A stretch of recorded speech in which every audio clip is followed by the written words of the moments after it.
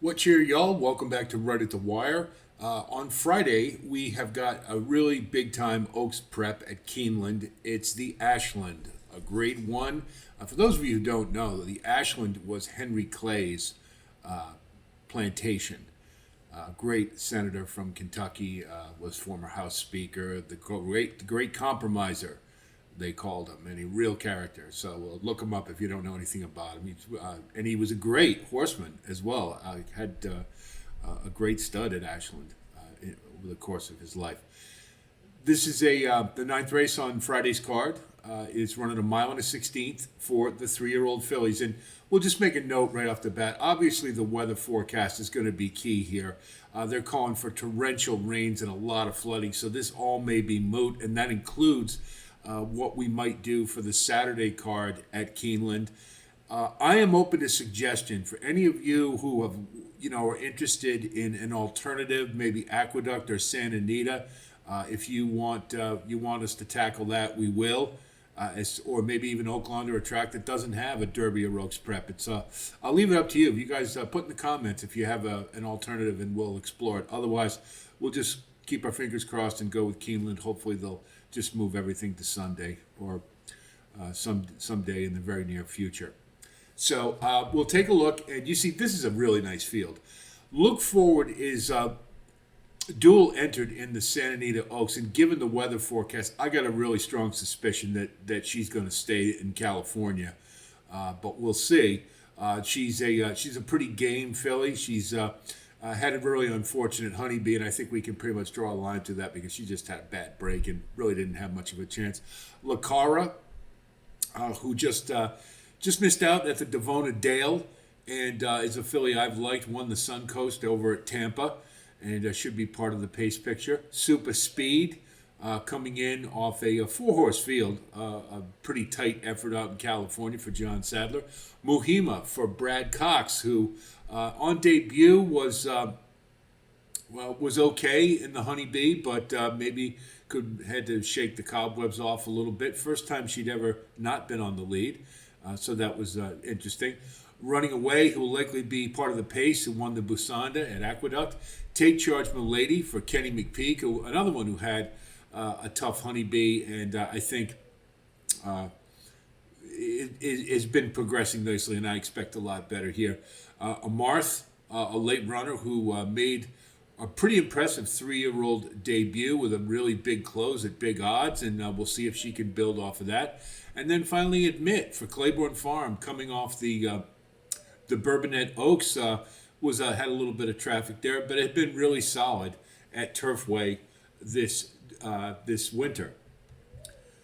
So looking at this, running away is probably the confirmed speed in here. It may be, Mohima not likes to run the lead, so she may have to forfeit it to Mohima. We'll see. Had a pretty easy going of it in the Basanda, and I don't really think she beat a whole lot. This would be a significant class test. She did run in a mile and an eighth, so she's already done one at the Oaks distance. It wasn't a terribly fast time, and again, she had pretty much her own way, so I think she might be a little over her head here. At 3-1, I can't back her. I'm going to let her go.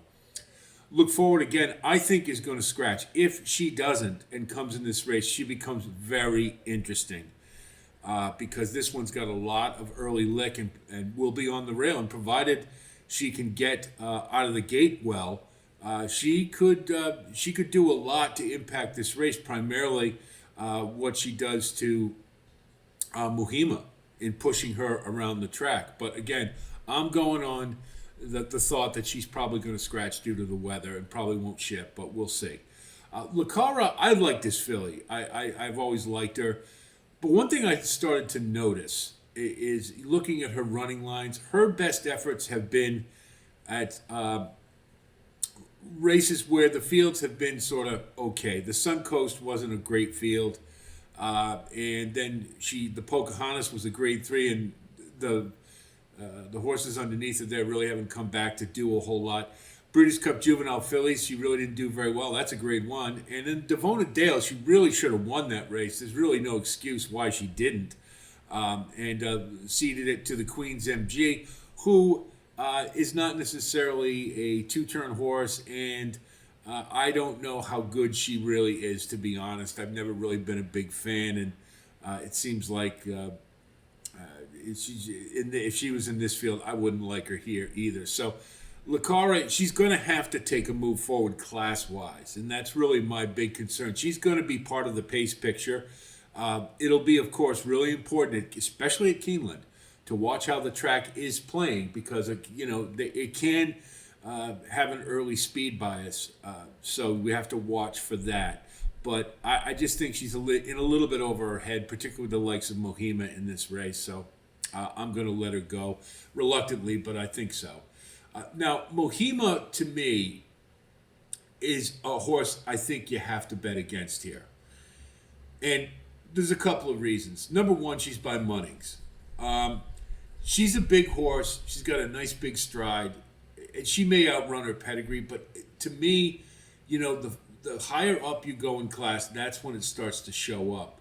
Now, in her last race, for her debut, she ran pretty well, I guess. I mean, she didn't get the lead, and she really looks like a horse that's where she's going to be most comfortable because she's got those long loping strides. I don't know how much tactical speed she really has, but the other thing is when you look at her class rating, it has not improved. It stayed at 119, which is very good. I don't want to say it isn't, but she hasn't been progressing. In other words, I think she's at where she's going to be. And I just wonder now, stepping up in class with a couple of horses in here that are built for two turns or who want it pedigree-wise and who are progressing, at 9-5, I got to find a way to beat her. I think when they get into the stretch, that's where you're going to see when she's got to run a little harder than maybe she has before, that she may not be up to the task, especially because of the pedigree. She's a really nice horse. Could she wire this field? It's possible. I just don't see it. I've got to try to beat her.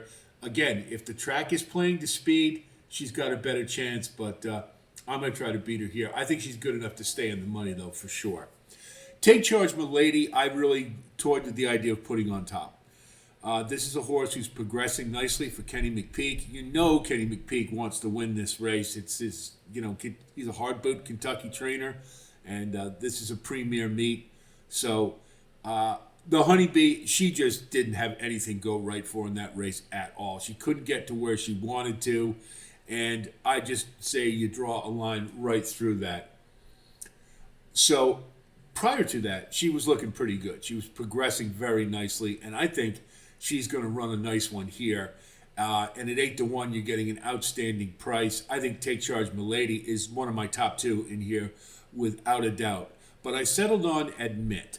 And those of you who follow my post are not surprised why. I love taking horses when they leave Turfway to run on conventional dirt. This horse has been training at Turfway, training well for Tom Drury.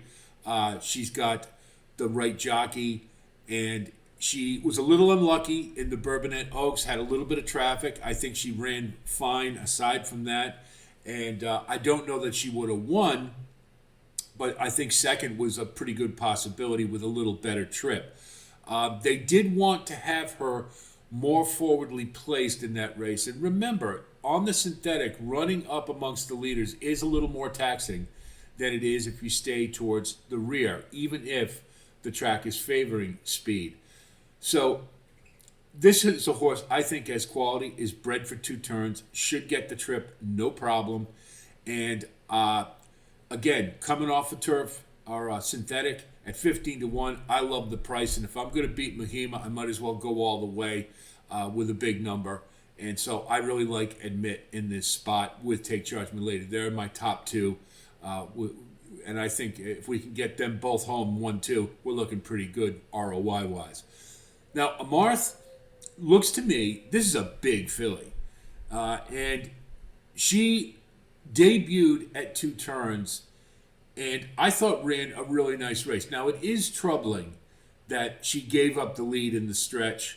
Was at 23-1, but, it was her first off the bench. this horse wants 2 turns. So I think this is right in her wheelhouse.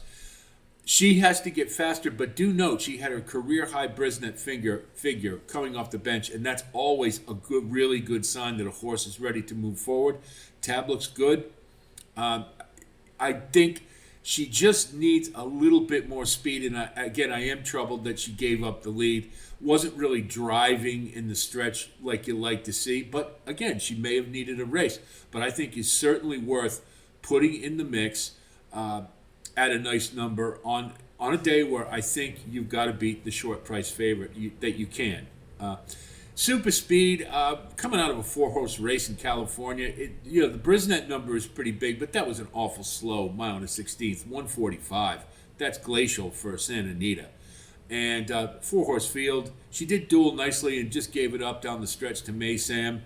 But at 4-1, I can't see it. And this is another one who may, because of the weather, may scratch out of here. So we'll just see. But to me, I'm going to go with the upset with Admit number 8 in the Ashland. So we look at our wagering strategy, 8 to win. Then we'll go 8-6 and 6-8 because I do think Take Charge Milady has a really good chance here. And then we'll go 8-4 and 4-8 as kind of a saver with Mohima, because even if Mohima wins this and we get Admit underneath at a price, it's still a nice exacta. And then we'll throw in one more saver with a Marth at second. I think that's a little bit of a reach, but if it pays, if it comes in, it's going to pay very nicely. So we'll do that one. Trifecta, we're going to go 6-8, 6-8 with 4, and then 6-8 with 4 with 6-8. We'll leverage accordingly because that's a short price in second or third. And then we'll just do 1-8 with 4-6-7, 4-6-7. And if we get the 8 home and we get it the way we want, then we double up. So I think it's going to be a really interesting race. It's very intriguing to see if Mohima, what she can do second off the layoff. Brad Cox is going to have this one ready. I don't have any doubt. But I think maybe this is the time that you can beat her. We did last time, and I think maybe we can do it again. I've never really been the biggest fan of this horse, and she in this race, because of that pedigree, I just can't get past that. That horses with 2 turns who are progressing, I think, are better bets. So that's what we're going to do. Hope our analysis helps you with your own wagering strategy. I wish you the best of luck as always. And certainly if you do like content like this, please like and subscribe. And again, thanks so much for all of you who continue to grow our community. We appreciate it. Good to have you aboard for the racing season and beyond. Keep the comments coming. You guys, again, they're just terrific. Particularly Boston Phil. You got some really nice analysis and really some nice insight. I appreciate it a lot, and thank you for that. So keep them all coming. I've loved what I've seen so far. They've all been constructive, and that's what I like to see. So let's keep that rolling as well. Again, I'll mention I'm going to do, unless I hear otherwise, we'll do the late pick 5 for Keeneland and the full card for Saturday. Again, weather permitting, they'll run. But if they don't, I'd like to hear an alternative what you guys would like to cover in the event that they wash out the card. So please be thinking of that and let me know, and then we'll adjust accordingly. So that's it from here. A little more content coming, so stay tuned for that. I'll talk to you soon, and until then, be well.